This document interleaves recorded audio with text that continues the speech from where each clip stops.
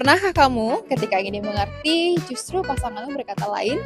Atau kamu ingin bicara tapi takut salah dalam berucap? Tahukah kamu komunikasi dalam hubungan romantis bisa jadi jalan yang mulus atau bahkan jadi jurang tersembunyi apabila jatuh dalam kesalahpahaman? Maka dari itu, mari kita gali topik hari ini, cerdas dalam cinta, komunikasi sehat dalam hubungan. Menurut American Psychological Association pada tahun 2023, menyatakan sekitar 65% konflik dalam pasangan terjadi karena komunikasi yang tidak efektif.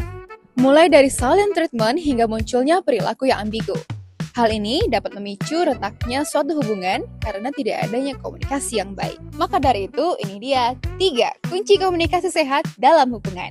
Kunci yang pertama, menurut Joseph DeVinto 2019, menyebut ini sebagai 4 langkah empati dalam komunikasi antar pribadi adalah dengarkan pasanganmu bukan untuk menjawab, tapi untuk memahami mereka. Karena ketika pasanganmu sedang berbicara, maka dia sedang mengungkapkan isi hatinya dan kamu bisa fokus memahami perasaan mereka, bukan hanya kata-kata. Seperti ketika pasanganmu mengeluh karena harinya berat, kamu bisa menanyakan apa yang bisa kamu bantu agar pasanganmu merasa lebih tenang. Kunci kedua menurut Gordon T. di tahun 2003 dalam Parent Effectiveness Training adalah alih-alih menyalahgunakan pasanganmu. Kamu bisa gunakan pesan aku, misalnya ubah kalimat kamu selalu terlambat menjadi aku merasa kecewa ketika kamu datang terlambat tanpa kabar. Hal ini dapat mengurangi defensif dan menciptakan empati sehingga percakapan bisa berlanjut tanpa tekanan.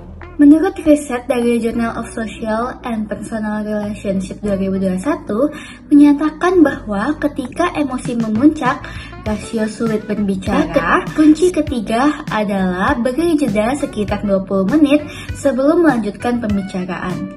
Karena hal ini dapat mengurangi potensi konflik sebesar 40%. Seperti tarik nafas, tenang sejenak, barulah berbicara kembali dengan pasanganmu. Ingat ya, hubungan yang sehat itu dibangun dari komunikasi yang terbuka, adanya empati, dan kendali diri.